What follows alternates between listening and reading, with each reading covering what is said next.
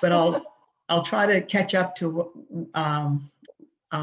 what I was wanting to get across, which was because I work for one part of my job with a predominantly colleagues of European descent. I'm trying to get them to understand the context around African Nova Scotians, where they came from and how they came to this place called Nova Scotia, because we did not come to Nova Scotia as settlers. We were settled. And there's a real powerful distinction between that terminology. So when I put the subtext in called Guess Who's Coming to Dinner, I'm trying to get them to be mindful of the fact that there are some people that were guests that came who necessarily didn't come of their own volition. So I'm going to try to take you quickly on a journey.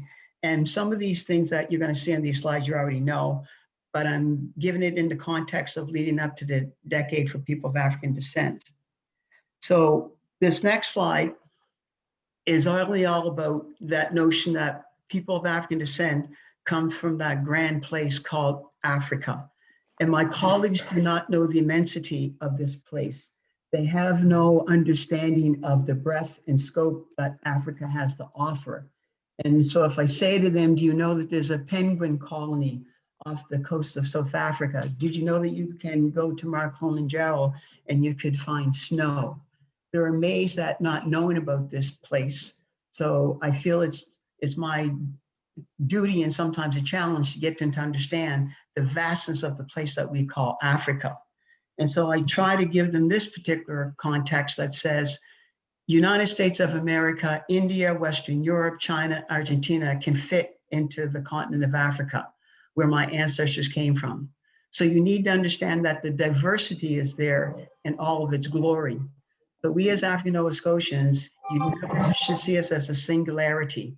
We are we are in so many ways driven by our storylines that come from all over this continent during the time of the enslavement period.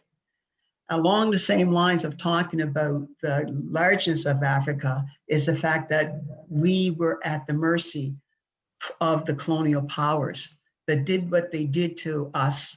And it wasn't necessarily for the notion of being for conquest, for commerce, it was for conquest. And so most of the European countries took a shot at taking what they could out of Africa.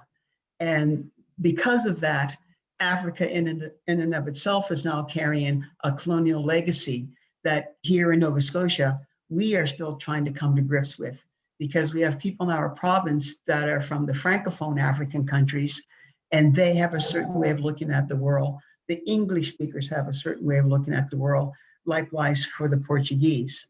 But all that to say that Africa went through upheaval, tragedy that should never befall any other set of people.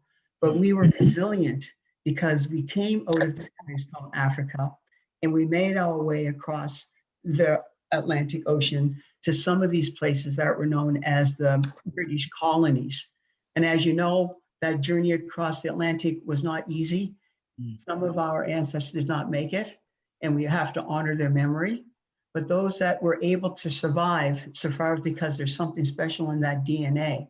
There's something special in the bloodline that allowed us to be able to put us through all that trial and tribulation, and we're still standing. So I wanted to give you a context between what you have for the United States of America. But if you cast your gaze up into the right-hand corner, you'll see the place called, quote, Nova Scotia. But before the Revolutionary War and the War of Independence, this whole swath of land was in the domain of the British. And they ruled it with a fairly strong hand because they wanted to expand their empire, as you know, to North America. They did the same thing for India. They did the same thing in parts of Asia. So the notion of conquest from the British was far and wide. But the reason I say to my colleagues, this slide is important because Nova Scotia has been at the crossroads of a lot of the journeys and stories of people of African descent that we need to have revelations and understand. So out of this coming to North America, not first to Nova Scotia, but what we would call the New World, that's where one of our stories begins. And the story begins with after the end of the war between the British and the Americans said to those British that wanted to be loyal, leave this place. And so if you want to leave this place, you have two choices. You can go to Upper Canada, and at that time, Ontario was seen to be what we would call Upper Canada, and Lower Canada, which was New Brunswick, another province, Prince Edward Island, and Nova Scotia. So some of the folks that were able to get to the fortified lines of the British were able to get there, and that's where the British decided to honor that pledge by giving them what they call safe passage from New York, was one of the loading places for the ships to bring people up to Nova Scotia. So up to Nova Scotia came the White Loyalists, who were of status in the British new old colonies. They would have been people of military rank, and they would have been people who probably had owned, and we do know this, they owned slaves. But as soon as they crossed the border, they flipped the script and called them indentured servants. But be that as it may, this piece of paper that you see on the screen was the piece of paper that allowed a person who was Black to get on board those ships to come to Nova Scotia. And this issue of a certificate allowed this person, Cato, who was a runaway, a Negro, he was reforted. In other words, he was able to make his way to the British lines.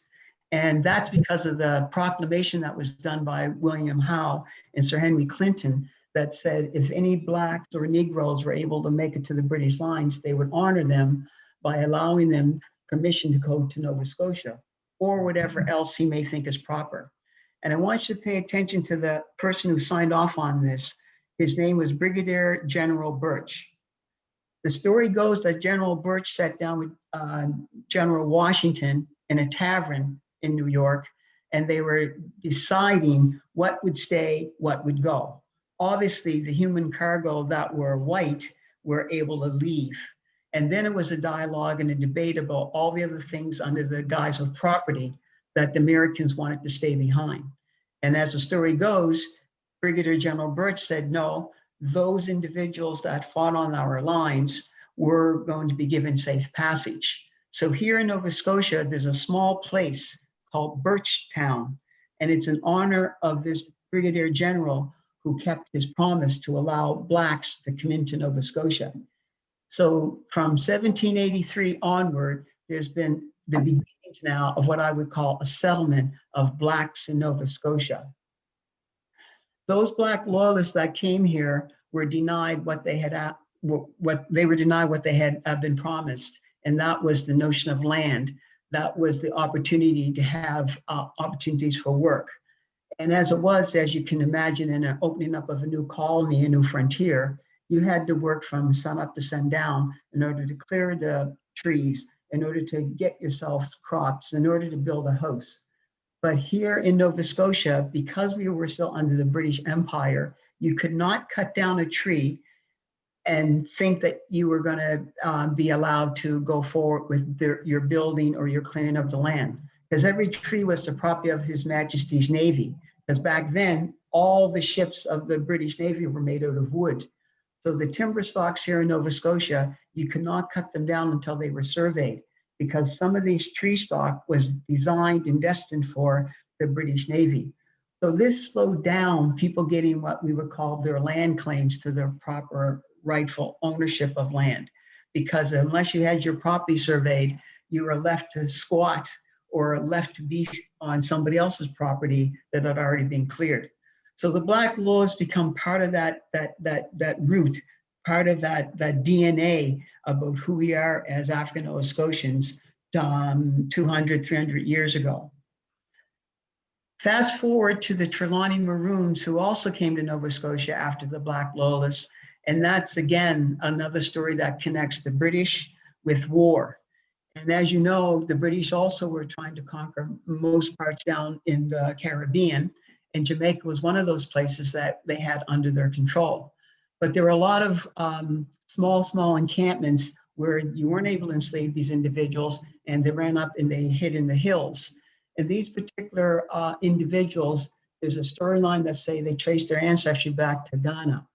And one of these particular groups, called the Trilani Maroons, were really notorious for staying together as a full regiment with wives and children, and also the regiment being following the proper lines as to who is in charge, who's the second in command.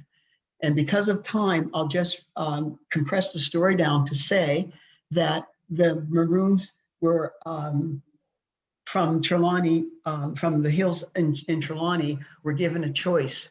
They were either going to be sent off the island to another place with hard labor, or they were willing to send them up to Nova Scotia. So Nova Scotia received what we would call the Trilani Maroons. There was about 700 to 800 of them. Again, guess who's coming to dinner? As a new colony trying to get itself established, you now have to deal with the Black Loyalists to get them settled. And you now have to deal with another group that's coming called the Trilani Maroons. Where do you put them? How do you keep sure that they're going to be a stabilizing force and not a destabilizing force? And so the Maroons become, again, part of that interconnectedness between the Black Loyalists and the Maroons, who make up our storyline, who make up who we are as African Nova Scotians. So our bloodline has the Black Loyalists. Our bloodlines have the Trilani Maroons. And then the last piece of our bloodline that would be historical in nature, going back a couple of centuries, would be the War of 1812 Black refugees. So again, into this province came another wave of those that came from the United States who were rooted here because they were displaced between the war between the British and the Americans. So we have in this province those three strands: the Black Loyalists, the Maroons, and the Black refugees. But in more contemporary times, and I would take us into the 1940s and 1950s, we had a whole wave of what we call the newcomers. And these individuals came up from the Caribbean, they come up from Louisiana, they come up from Mississippi. They were following the coal industry. And here in Nova Scotia, there was an opening up of a coal mine and a steel plant. And before you knew it, there was lots and lots of people that were not of Maroon descent or refugee descent or from Black Loyalist descent, but rather what we call the newcomers, who were coming into our province and who blended in well.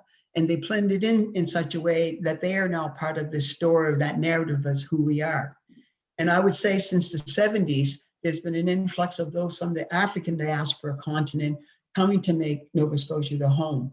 So I believe we have this rich mixture of what I would call the ultimate melting pot.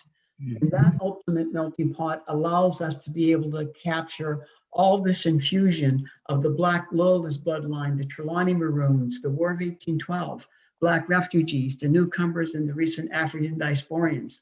They all gather under that one umbrella called African Nova Scotians. And we have documentation that proves that there was a Black person here as far back as 1605. So we have a long history. So when I talk to my European colleagues, I'm reminding them about the fact that you may have come off of a boat from Europe with your great-great-grandfather or great-great-grandmother, but we've been here long.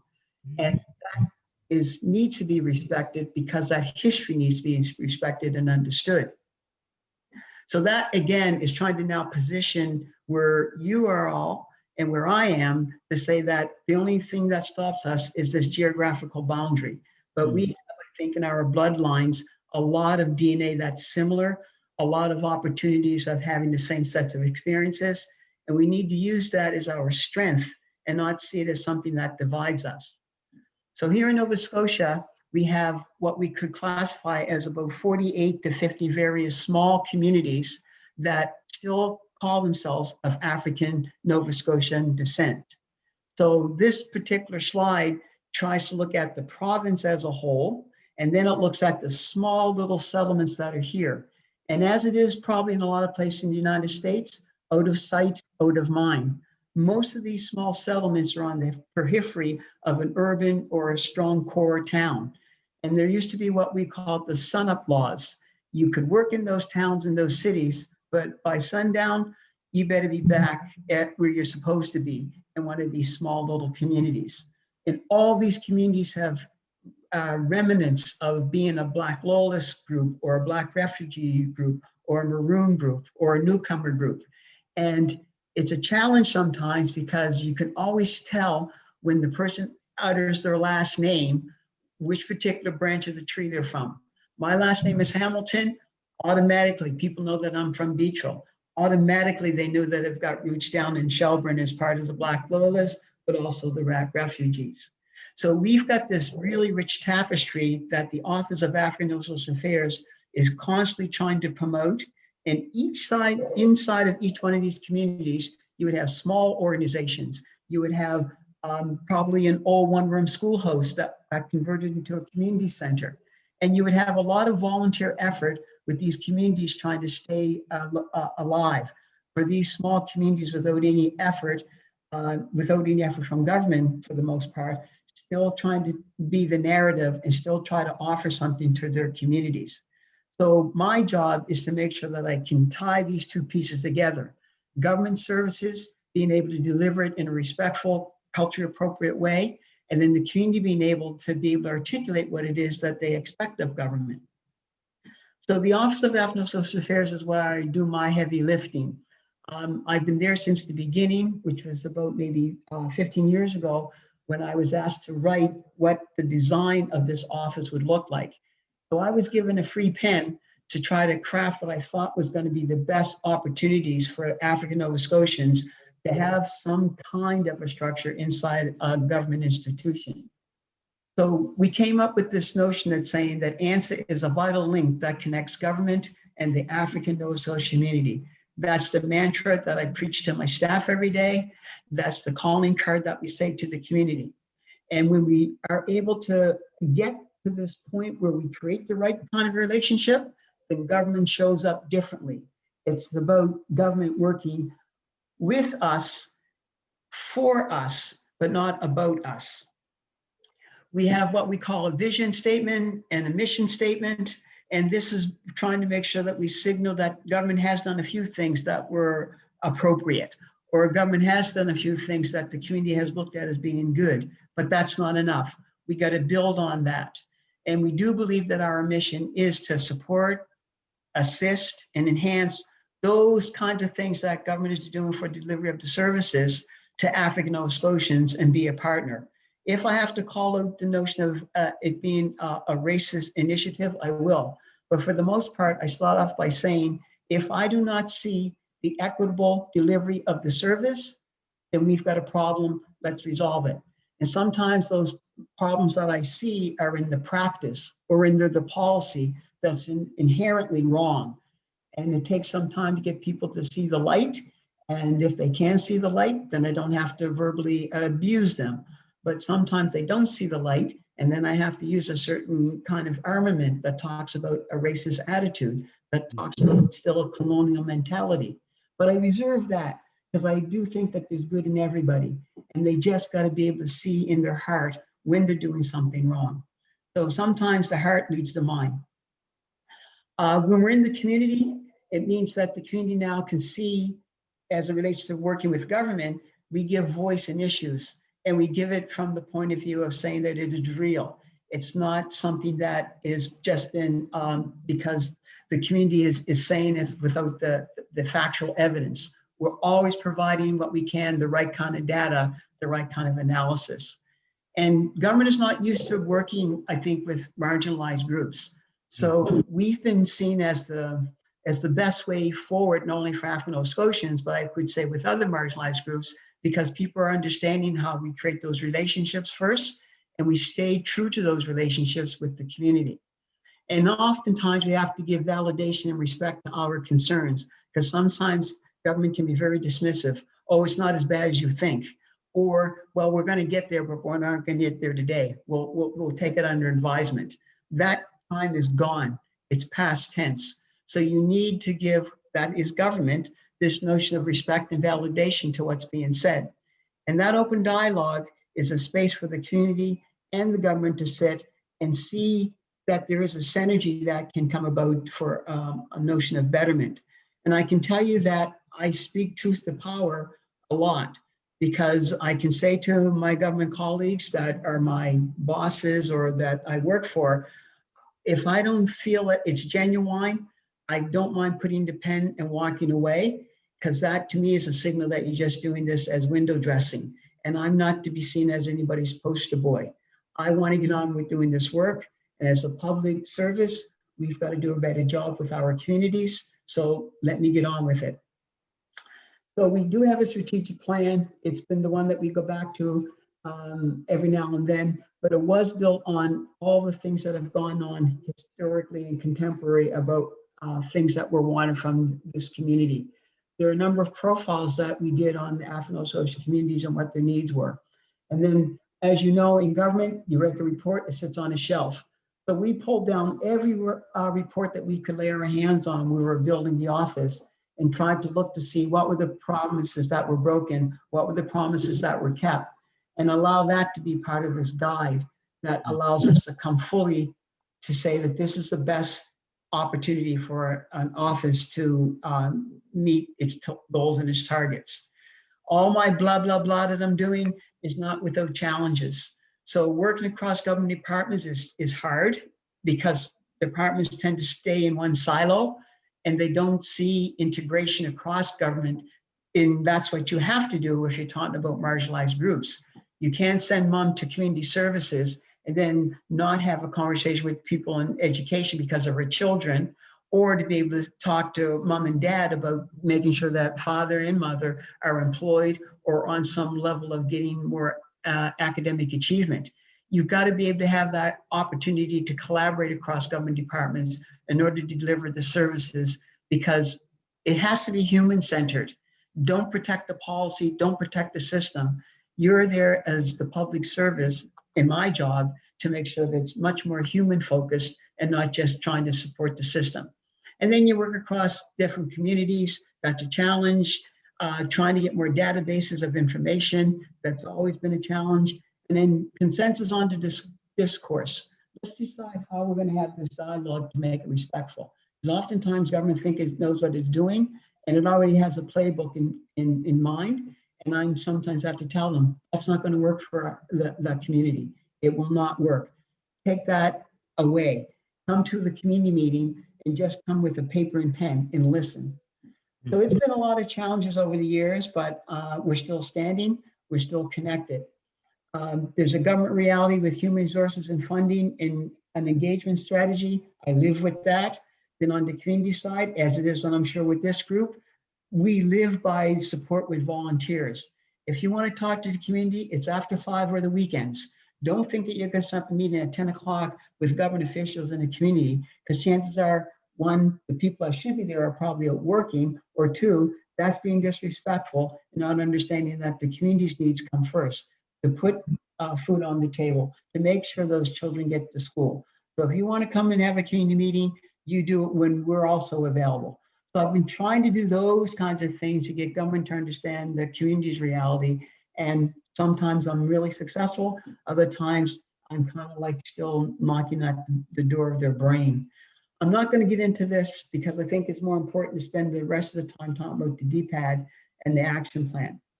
And that brings me up to this picture to help me do this transition. Mrs. Clayton is a basket maker. She passed away in our community back in the 1980s. And the story goes that her ancestry ties her to South Carolina, as well as the kind of baskets that she make are sometimes found in places like Sierra Leone. And we never ever had the opportunity, I think, in our community to appreciate Mrs. Clayton and her baskets. And it's only now that people are recognizing not only the artistry of what she did, not only the practicality of what she did, but the fact that it was something that she had learned from her mom, from her grandmother. And that lineage goes all the way back. So if you take out the Atlantic Ocean, there's still remnants of how cultural ways of doing were able to survive across the transatlantic, which to me is an exciting opportunity for more research about what are the cultural traits that survived after that migration from the continent of Africa to North America. So here's what we do for our decade for people of African descent.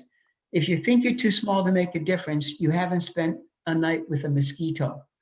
Nova Scotia is only a province in the whole of the country. Canada is the signatory to the United Nations, not Nova Scotia.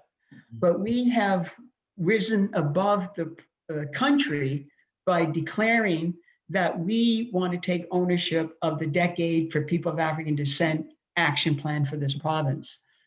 So in 2014, I started to go on this journey of understanding as much as I could about how we could position my office and the government in a position to really, really use this as a flagship, as a launching pad, to really put the spotlight to amplify all the things that had been talked about with the notion of having a 10-year opportunity for all member states of the United Nations to pay attention to our needs. So a couple of years ago, we actually launched what we would call the Action Plan for Nova Scotia. We're the only government jurisdiction, and I'll say this and I'll stand on it, in North America that actually has an action plan around the Decade for People of African Descent. Member state governments and some individuals have did a declaration, they've done an announcement, but I've yet to see anybody have a full-blown action plan about how they're gonna take what the United Nations calls for as words that are aspirational, but turn them into actual tangible things to do. So this picture shows the gentleman on the left side, who is the Minister of African Nova Scotian Affairs. He's the only person of, he's the only African Nova Scotian in the government of the day here in Nova Scotia. And what he's signing is a declaration of commitment. The person in the middle is the Premier of the province, who came from a family of 11 children, and who understood really quickly when he became the governor or the Premier of the province, that things have to change in this province, not only for people who are marginalized, but especially for people of African descent, because he grew up in a community that really was multiracial, multicultural. So it was the Premier who gave the impetus and gave a lot of the push for what we were trying to do, because it meant it was all of government signing off on this, not just African Nova Scotian Affairs. And the one that's on the far right, she at the time of the writing is the Deputy Commissioner for the United Nations Human Rights Commission out of Geneva. She's been following our journey because we were constantly trying to be in play with what the larger conversations were. So when we told her that we were having this pronouncement that it was going to be actually an action plan, she said, "What can I do to help?" And we said, "If you could come over, that would really be great, because it will show that we are serious about this." And sure enough, she showed up and she spent 3 days with us. She's no longer in that position. She's retired out, but her name is Kate Gilmore, and she has a really wonderful down-to-earth personality. Her home country is Australia, and she's been involved in human rights for most of her career. But this document that I'm talking about, called the Decade for People of African Descent, is really all about trying to get ourselves rooted in three things: development as a large pillar. The other one that we locate ourselves in is called justice, but we're broadening that to be social justice. And the third pillar that we're doing is development. So recognition, justice, and development are the three pillars that United Nations is making the call to all of its member states. And because of the time, I'm gonna stop sharing my screen to allow me to go back to where everybody is and try, if we could, to open up and have a bit of a dialogue, recognizing that I'm never too far away for another conversation. And what I'd like to do, with your permission, I'd like to send you the document, because it's in an e-format, for you to take a look at it to see if there are ways that there could be some kind of collaborations where ANSA could potentially be a conduit to some of the civil society groups that are trying to champion different elements within the action plan here in Nova Scotia. And I'm sorry if I went too fast. I'm sorry if I left out some things, but again, I just want to set the context around future conversations by giving you a bit of the background about who we are as African Nova Scotians, a little bit of the work that we do at the office, and then that back end, being about the decade for people of African descent, and how I think a conversation could ensue with whatever time is left over, knowing that the next time it would be part 2. And I'm going to stop talking because I sometimes talk too much. Well, For questions or comments. Wow. question or comments, you all? First of all, Wayne, that was a phenomenal presentation. Thank you so No much doubt. for that. I just, let's applaud that presentation. Wonderful. That was awesome. Absolutely wonderful.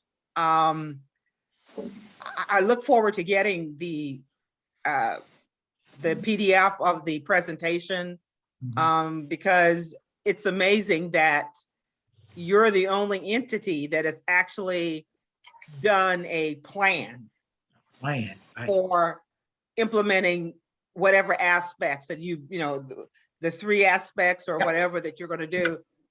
You know, that is unreal. And hopefully our group could begin to figure out how we could work with you to do a similar thing for Southeastern United States.